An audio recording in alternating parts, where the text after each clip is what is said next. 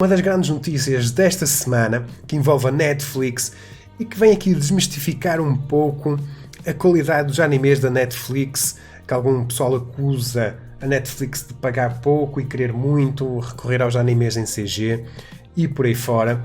E basicamente o que nós tivemos aqui foi a designer de personagens da franquia JoJo's Bizarre Adventure e Knights of the Zodiac Saint Seiya, Cavaleiros do Zodíaco Saint Seiya.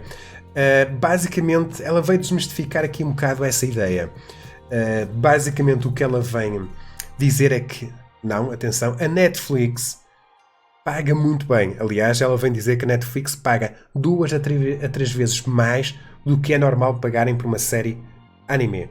Mas ela vem por outro lado dizer que, ok, foi muito fixe a Netflix ter entrado no mercado dos animes, veio potenciar, veio mudar ali um bocadinho o paradigma na produção dos animes.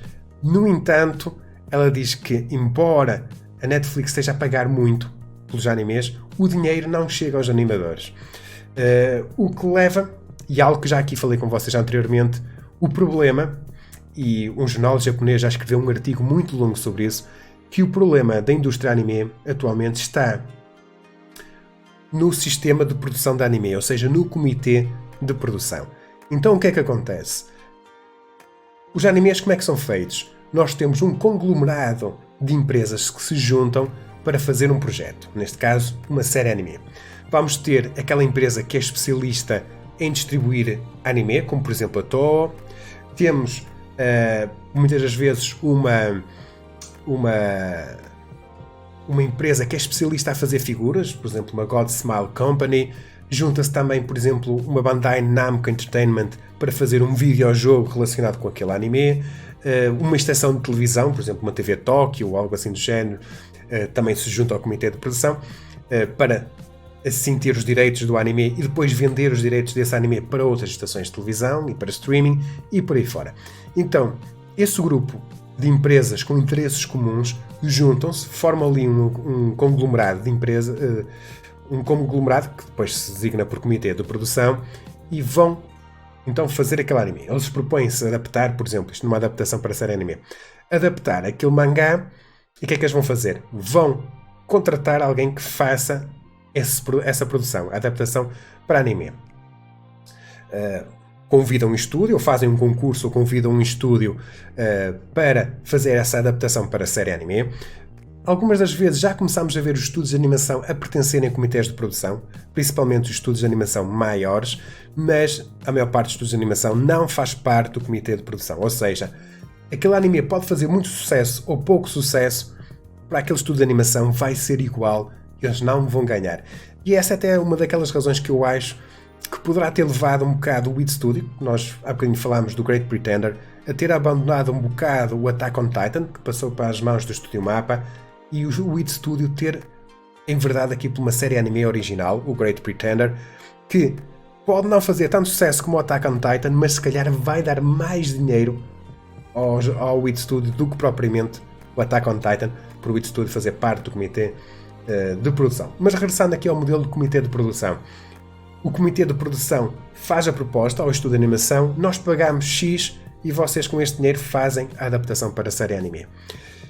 E para o dinheiro, como aqui a Terumi Nishi está aqui a escrever, a Netflix está a pagar 2, 3 vezes mais do que é normal pagarem para uma série anime, e claramente quem está a ficar com o dinheiro é o comitê de produção e não o dinheiro acaba por não chegar aos trabalhadores, aos animadores.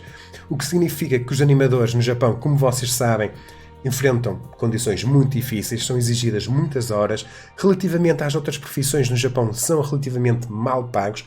Aliás, existe uma diferença brutal entre um ator de voz e um animador. É uma diferença astronómica, nós temos esses dados no YouTube. É brutalíssimo, uma escala fora da escala mesmo o que um ator de voz ganha comparativamente a um animador. E lá está, eles continuam a ganhar muito pouco, apesar da série para onde eles estão a trabalhar ser uma série que tenha recebido muito dinheiro por parte da Netflix para ser adaptada. O comitê de produção acaba por ficar ali com o dinheiro e não passa, não aumenta, não melhora as condições de trabalho dos animadores. Ela vem aqui também dizer que um bocado isto está relacionado que o pessoal dos comitês de produção está sempre a trabalhar um bocado na red line, ou seja, eles recebem o dinheiro, mas esse dinheiro que eles recebem da Netflix já vai ser para pagar dívidas anteriores a outras empresas, as outras companhias e por aí fora, e que por isso é que os comitês de produção não conseguem um bocado fazer escalar o dinheiro que recebem para os animadores, mas lá está, como um jornal japonês dizia, enquanto o Japão insistir neste modelo de produção à volta dos comitês de produção, com muita gente a receber o dinheiro e o dinheiro a não passar daquele filtro para baixo para os animadores e para melhorar as condições de trabalho, a produção de anime no Japão está um bocado condenada. E o pessoal começa a olhar um bocadinho para a Coreia do Sul, começa a olhar um bocadinho para o Japão, para a China, e são duas situações curiosas. Nós já vimos que a Coreia do Sul está neste momento a fazer mangás, os manuás, com muito potencial. Tower of God, God of High School, a Crunchyroll foi muito inteligente em ir buscar essas obras para as adaptar para a série anime. E depois temos a China, que em termos técnicos, em termos de animação, está ao nível de animação do Japão e se calhar até já está a começar a ultrapassá-los. A única dificuldade que a China neste momento tem não é nos quadros inferiores, nos animadores, mas é nos quadros superiores, ou seja, diretores de animação. Eles para já ainda têm pouca gente experiente na direção de anime, mas com o passar dos anos isso vai mudando e qualquer dia, e isso é daquelas previsões que é relativamente fácil de fazer, o que pode acontecer no Japão é Coreia do Sul, China e passa um bocado por cima do Japão e vamos começar a ver, já temos alguns exemplos disso, animações feitas na China, adaptações de obras coreanas, adaptações de obras chinesas, que passam aqui um bocadinho ao lado completamente do Japão.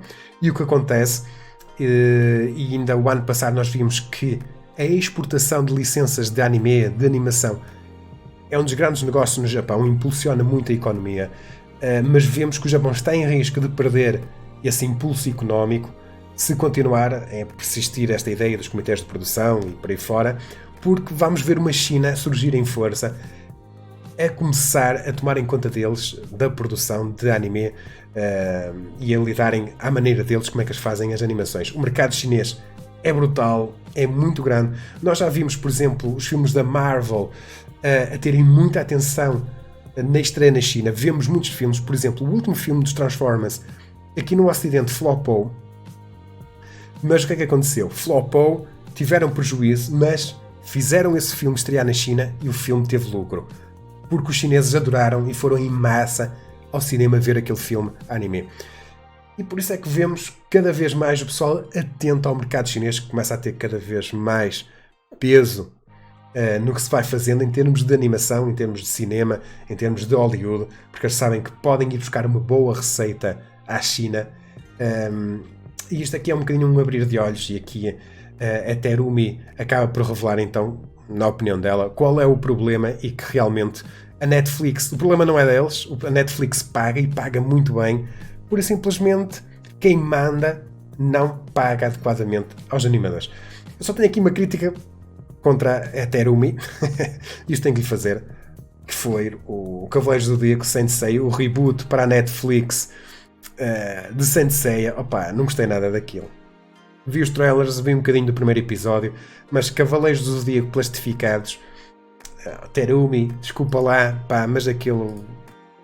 Cavaleiros do Zodíaco merecia um remake, mas não era aquele com personagens com cabelo plastificado, mudança de sexos do personagem e por aí fora. Por isso, Terumi, podes ter razão nisso, mas também levas um puxão de orelhas, porque inventaste um bocadinho em Cavaleiros do Zodíaco para a Netflix. Ela faz aqui uma analogia muito interessante. É como se chovesse no deserto, é engolido pela areia e não é suficiente para fazer as plantas crescerem. Ou seja, basicamente, à terra que fica mais fundo, aos animadores não chega lá nada.